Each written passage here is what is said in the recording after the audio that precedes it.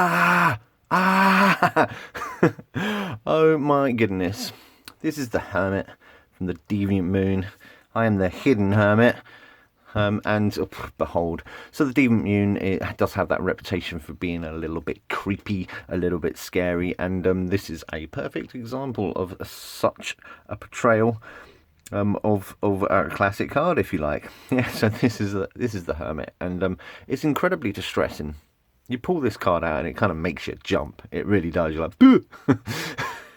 And yeah, that's what I'm trying to articulate at the moment. I don't think it's a particularly healthy hermit either. Let's be honest here. So, you know, when you think about the hermit, you think about that mastery of knowledge. You think about that looking inward for spiritual strength, as an archetype of somebody you might go to, who lights the way for you. You know, looking inside yourself to find the answers. All those very positive things about solitude and sort of striking out on your own. But the Deviant Moon doesn't really want to toe the line with the Hermit, if you ask me. So, I mean, let's have a closer look at this image. It could be male or female. That's the beauty of the androgynous deck, I would say. I mean, it's got painted nails, but that doesn't mean anything. This hermit is in a cave, or in an alcove, if you like. It's in a secluded part. He's naked as well, which is somewhat distressing, and he's clearly having a little bit of trouble at the moment, in quite severe despair.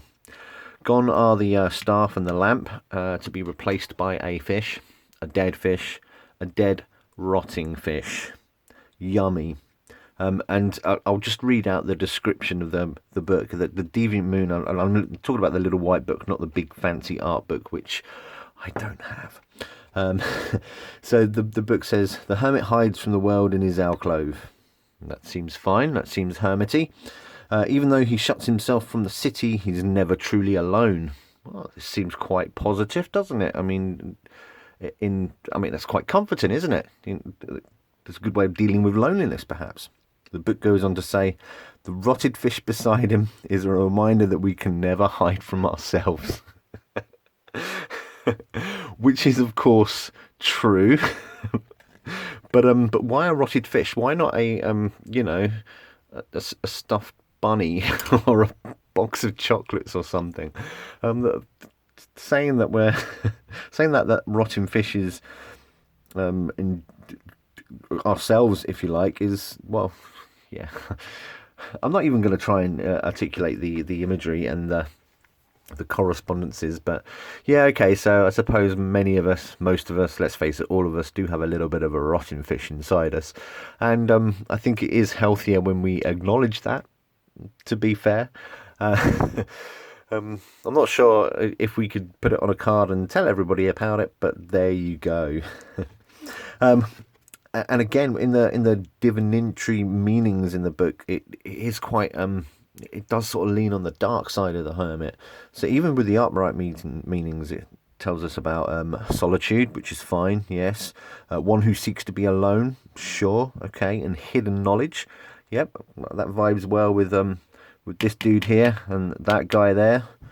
But it also goes on to suggest that it's exile, an outcast, and secrecy. And that's just the upright meanings. The reverse meanings, social, which is nice, sharing information and one with the community. So the Deviant Moon does really kind of flip the hermit on its head. It is kind of suggesting that the vibe of the hermit, is not as healthy as what I like to think of the hermit, to be perfectly honest. But there you go. Other features of the card, the Deviant Moon really does like its sort of industrial-esque landscapes, and that's no different here. And it is my understanding that there is a moon in every picture, because it is the Deviant Moon, and there's the moon there, obviously. What is the relevance of the Black Hand? What is the relevance of peeking through it? I mean, they're there for your intuition if it comes up in a reading. I quite like the idea, like one eye shut. It's kind of playing peekaboo, isn't it? Like when you're trying to not watch a horror film but you're still watching it, that kind of thing. And I kind of get a sense that this hermit might be looking at a mirror and that mirror could be you. What else is there to say? This is the Deviant Moon Hermit. I'm going to go and cry in an alleyway for a bit. Thanks for watching.